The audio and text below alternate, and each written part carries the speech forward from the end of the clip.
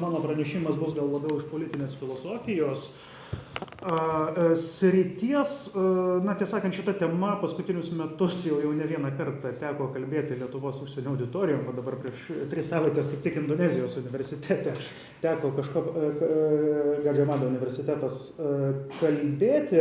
Ir, taip mažai lįsdamas į geopolitiką, tiesiog pasakysiu, kodėl dabar civilizacijos ta sąvoka, manau, yra prasminga iš viso kelti, kadangi Europos dėmuo, Europos subjektiškumas, Europa kaip politinis veikėjas, jinai yra vis dar, mano supratimu, atpažįstama, bet darosi neaktuali. Aš čia atsispirdamas.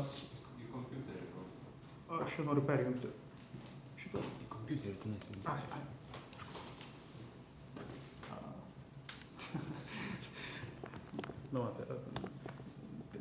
Technologinės problemos, čia kalbant apie pavojus demokratijai. Pavojai demokratijai yra ne vien autoritarizmas, ar ten, kad ten bombą kažkas numes. Pavojai demokratijai yra, jeigu technologija tau padarys pasirinkimus, tokius, kur ten pasirinkimo nebus. Ten yra viena firma ar kita firma, tik tai jūsų čia demokratija. Tai žinot, demokratija gali būti pažabota net tokiais būdais. Atsispirdamas nuo Emmanuelio Macrono, dabar jau su problemomis gyvenančio Prancūzijos prezidento, kelis pasisakymus, nesenas yra, mūsų Europa yra mirtinga. Ką jis turi galvoje čia? Anksčiau yra pasakęs, kad europinis civilizacinis dėmuo jis patiria iššūkių nuo technologinės alternatyvos, tai yra civilizacijos sampratos garbinančios technologiją, laisvąją rinką, turime galvoje Jungtinės Amerikos valstijos greičiausiai, ir nuo civilizacinės alternatyvos, kurie garbina valstybės autoritetą. Tai turime galvoje turbūt visi despotizmai. Ir Europa turi rasti savo humanistinį, anot Emmanuelio Macrono, subjektiškumą. Ir ji gali numirti. Kaip gali civilizacija į Europą iš vis yra tokia atskira civilizacija numirti? Geografiškai nenumirs, kultūriškai galbūt būna, bet ilgai užtrunka. Problema, kaip gali numirti, tai pasidaryti nebeaktuali, kaip Kafkos vienos istorijos pabaigoje, kur žmogus visą gyvenimą prabūna prie uždarų durų ir kažko laukdamas. Tai Europos problema, kurią aš norėčiau šiandien dabar kažkiek pakalbėti, ką aš apie tą dalyką galvoju, yra tas laukimas kažkokio sukrėtimo, kažkokio prabudimo. Ten karas vyksta 3 metus, bet vis to prabudimo kažkaip mes nesulaukėme. Kažkas prabudintų. Tas kafkiškas sėdėjimas prie durų, užuot mėginant patiems formuoti darbotvarkę. Tai gale yra ne vien divizijų skaičius ar ekonominiai rodikliai BVP, gale yra priversti kitus daryti taip, kaip tau patogu. Ir Europai šito dalyko stinga ir aš mėginsiu tam tikrą idėjų istorijos keletą autorių paminėti, kurie šitą europinį matmenį mėgina paaiškinti. Taip, čia Europa kaip geografinis terminas, čia Hermano Molio žemėlapis, kuris 18 amžiuje nubrėžė rytinę Europos sieną prie Uralo, tai nusistovėjęs pakankamai neseniai, 200-300 metų. Tik tai pavojai Europos tapatumui. Prancūzų filosofas Pierre Menam, jisai yra pakankamai įdomus euroskeptiškas filosofas, pakankamai taip negatyviai prognozuojantis Europos reikalus, kultūrinė prasme, religinė prasme, migracija, buvo pakankamai skeptiškas Baltijos šalių priėmimui į Europos Sąjungą, bet nepaisant to pakankamai įdomus filosofas. Ir ką jisai sako? Jis sako, kad šalia santvarkų, kai mes sakom demokratija, autoritarizmas, despotijos visos rūšis, monarchija kažkada buvusi, šalia santvarkų dar yra toks dalykas kaip politinė forma. čia tokia prancūziškai tradicija, galima nuo Šarlio Montesquieu kitų filosofų eiti, ir sako, kad europiniai istorijai būdingos 3 formos. Tai graikų miesto valstybių polis, kur galima tiesioginė demokratija, tiesioginis valdymas. Šveicarijai gal kažką tokio turėjo, Italijos renesanso miestai. Imperija, tai yra į universalią pasaulio valdžią pretenduojantis politinis darinys, kuris neturi sienų. Imperijos, jom nėra sienos tokios reikšmingos. Ir tautinė valstybė, tai yra lokalizuota, europinė nuo matyti 18 amžiaus pabaigos įsitvirtinusi forma, kurioje mes galėjom turėti demokratiją. Ir anot Piero Manano, Europa neturi politinės formos, netinka nei vieną iš šitų, ir dėl to jos laukia bloga ateitis. Asmeniškai nepritariu jo pesimistiniai prognozijai, bet man yra įdomu pažiūrėti, o kaip tada, kas yra ta Europa politinė prasme, jeigu į politinę formą jinai sunkiai tinka. Kodėl ES ne imperija, nes pretenduoja būti demokratija. Kodėl jinai nėra demokratija, ką tik turėjome Europos parlamento rinkimus, tai Pieras Mananas, daug euroskeptikų kitų sako, kad čia yra parodija, o dėl to, kad sienos nėra fiksuotos, nėra integralios tautos, be tautos nėra ir demokratijos. Ryšys tarp mūsų ir Portugalų kažkokiais formaliais kriterijais yra nepakankamas dalykas anot šitos perspektyvos, ir dėl to demokratija tokia blaškos. Ir dėl to, ES yra tokia besiblaškanti tarp imperinės ir didelės tautinės valstybės formos.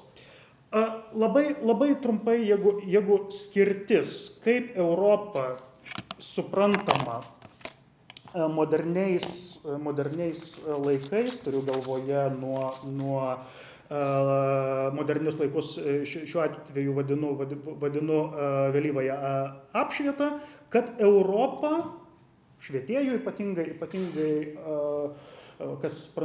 kas matėte olimpiados atidarimą, tai vizualika labai yra švietėjiška, tas šviesa iš Eifelio bokšto, oro balionas, ten giljotinuota Marija Antuanetė, satyra iš religijos, kad modernus Europos subjektiškumas, koks jos skirtumas yra nuo ankstesnių, ten ką iš helenistinės, iš viduramžių krikščioniškosios.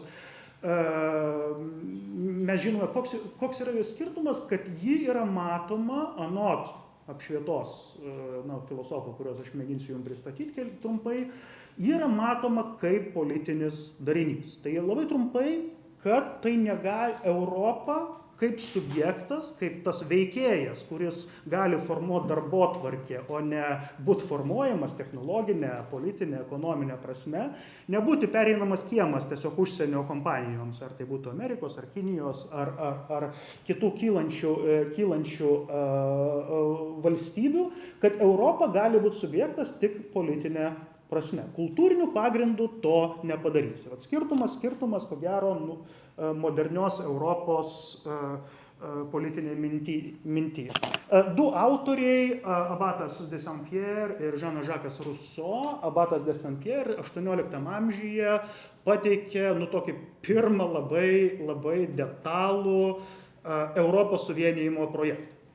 Kur, trumpai tariant, tai turėjo labai panašu, kas mes dabar turime kaip Europos Sąjunga, plus bendra kariuomenė, tik skirtumas tai buvo monarchijų klubas. Jo idėja, tai dvasininkas, kad tiesiog teisingai išaiškinus monarcham krikščioniškas idėjas, juos susadinus prie bendro stalo, jie susitars ir Europoje bus taika. Savo metu jo projektas buvo išjuoktas.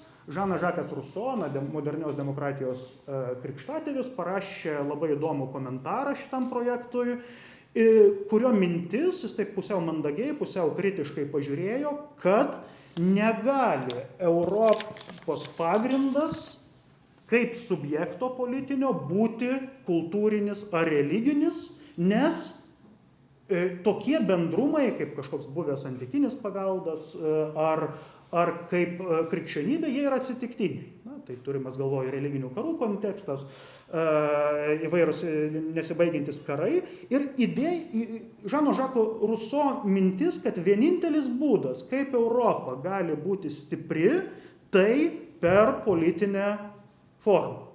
Ir paminiu žodį revoliucija. Kad čia aš labai turiu trumpai sutraukti čia atskirų paskaitų medžiagą, bet trumpai tariant, kad iš monarchų, iš netinkamos santvarkos, kuri yra savaime iracionali, čia minima daug valstybių, kurios nėra demokratijos ir kurios galima demokratizuoti, man atrodo, Žanas Žakas Ruso ne visai galbūt sutiktų, kad taip įmanoma per prievartą padaryti, santvarkos, kurios yra iracionalios.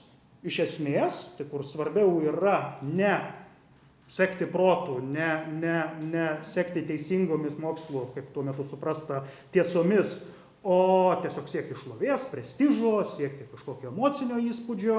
Na, iš tokių santvarkų nieko nepadarysi. Ir vienintelis būdas Europai būti civilizuotai, o ne barbariškai, tai per politinę revoliuciją. Tik iš demokratinių valstybių mes galime tai turėti. Na, ir turime Prancūzijos revoliuciją, kurios Žanas Žakas yra vienas bent jau didesnių įkvėpėjų. Kas iš to svarbu, šitos senos idėjos? Kodėl svarbios? Nes, matot, idėjos ne taip greit sensta kaip faktai. Iš to yra svarbu, kad Europa yra subjektas tik politinė prasme, šitoj modernioji samprata. Iš kultūrinio pagrindo, jei mes jo ieškosime, kažkokio vertybinio, nieko nepadarysim. Čia ne aš sakau, čia aš remiuosi autoriais, kurie mūsų šitą žemyną iškėlė XIX amžiuje į pasaulio galios viršūnę. Immanuelis Kantas kitas šimtmetį neseniai šventėme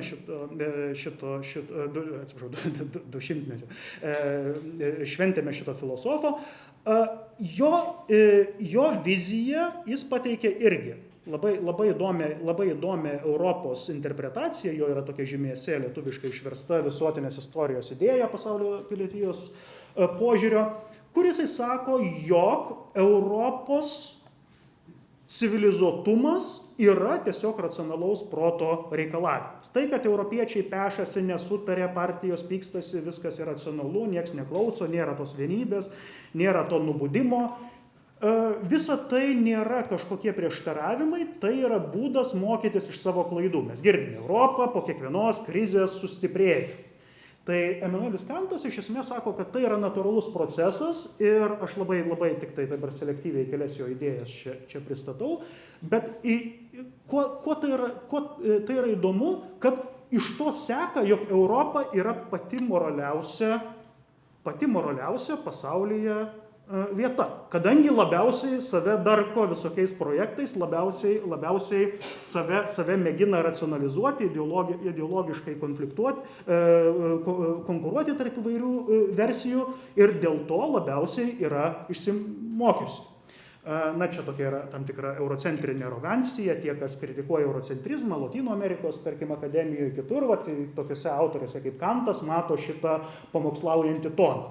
Maždaug Europos unikali konfliktinė patirtis daro ją labiausiai išmanančią, kaip gyventi visiems kitiems. Europa kaip švyturys, toksai ant uolos šviesą teikiantis visam pasauliui. Nebūtinai ten karinė ekonominė prasme, bet siūlydama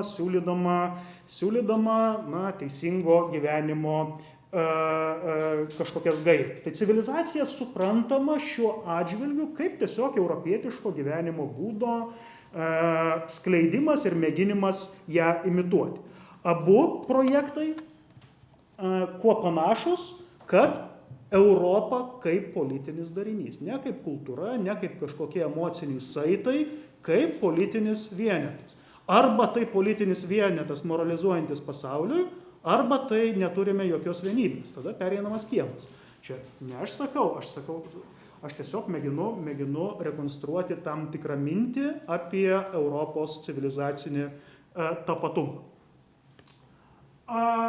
Civilizacinis imperializmas, atsiprašau, prancūzišką palikau originalią citatą Napoleono,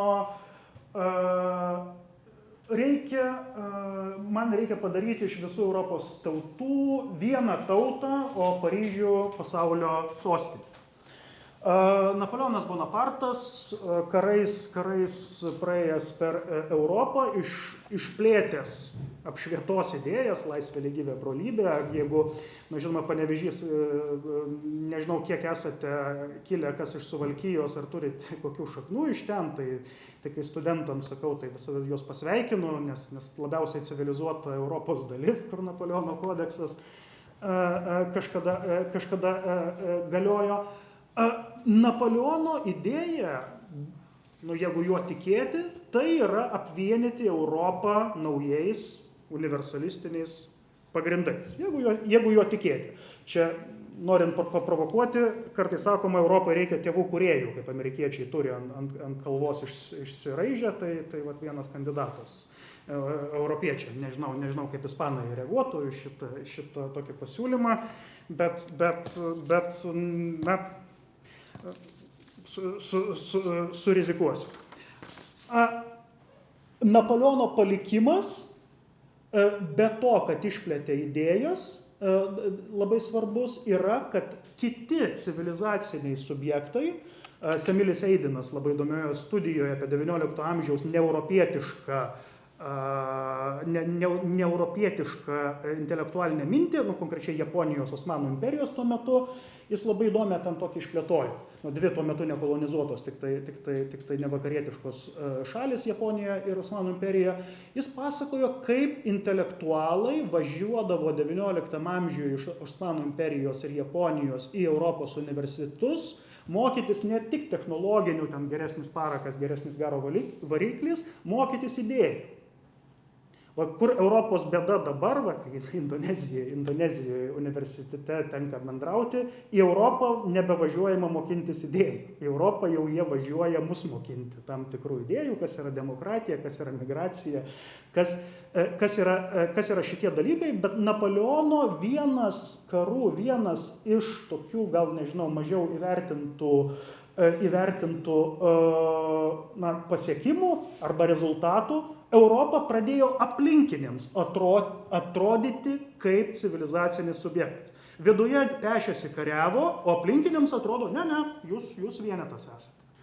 Jūs atrodote visi vienodai. Mes čia sakome rytai, vakarai, kažkas. Vat Napoleonas padarė, kad pradėjom atrodyti išorės akimis kaip turintis kažkokį integralumą. Giuseppe Mazzinis, aš jau baigsiu tas pavardės jums vardinti XIX amžiaus,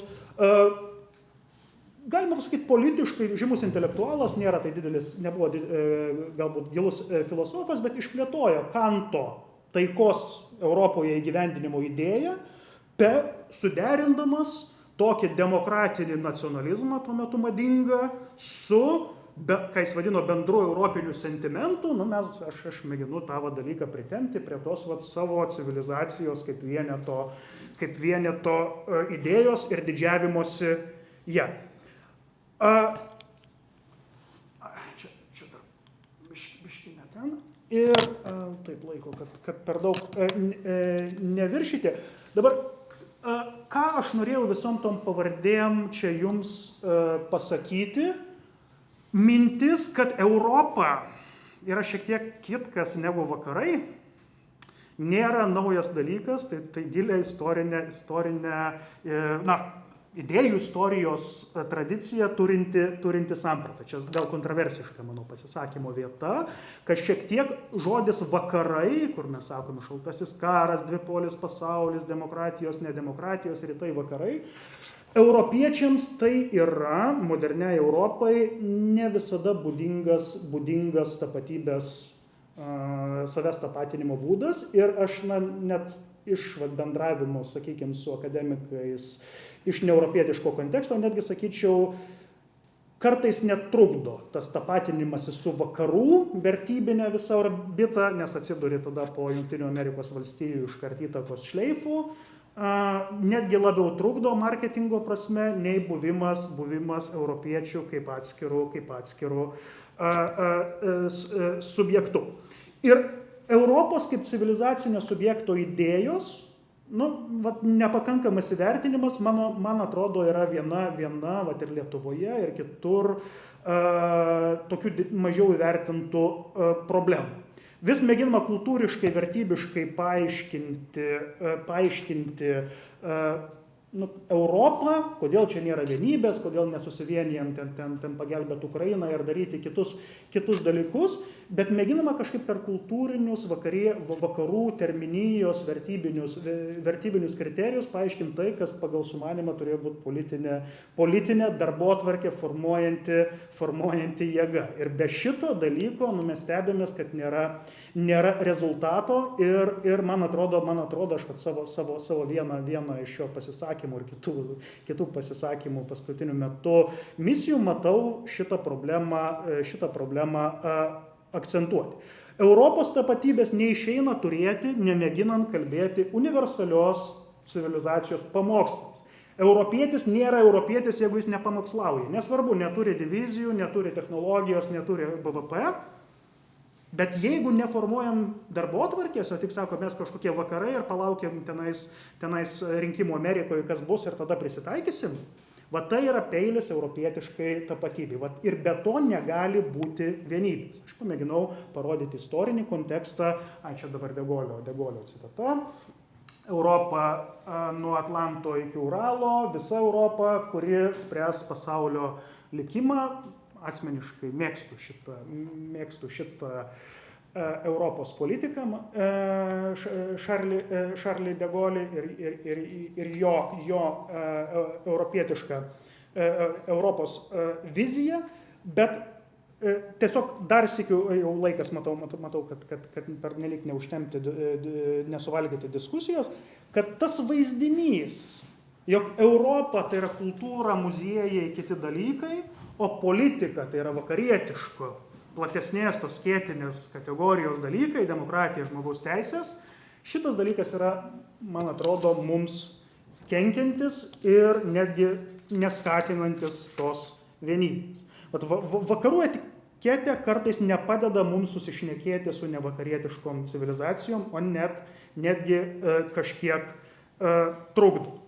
Europa nepasirinkimas, mano supratimu, nežinau kaip jūs, o bendras likimas. Europa, jeigu bus pereinamų kiemų užsienio technologijom, užsienio firmom, be abejo užsienio kariuomenėm, neturėsim mes čia nieko ir nebūsim tikrai nei vieningi, nei kažką galintis. Europos mirtis, kai Makronas sako, Europa mirtinga, tai jeigu mes sėdėsime laukdami sukrėtimo, kuris mus pabudintų, toks kafkiškas. Ne su atominė bomba bus mirtis bus laukiant prie tų durų. Tai ką pamėginau padaryti, tai iš tam tikros politinės filosofijos perspektyvos, tokios švietėjiškos, proeuropietiškos, jums pristatyti pagrindus, kurie galėsim padiskutuoti, kurie parodo, jog Europa turėtų būti laikoma atskiro civilizacinių subjektų. Tai daugiau paskui gal diskusijos metu galėsim paplėtoti. Tai ačiū tada uždėmesiu.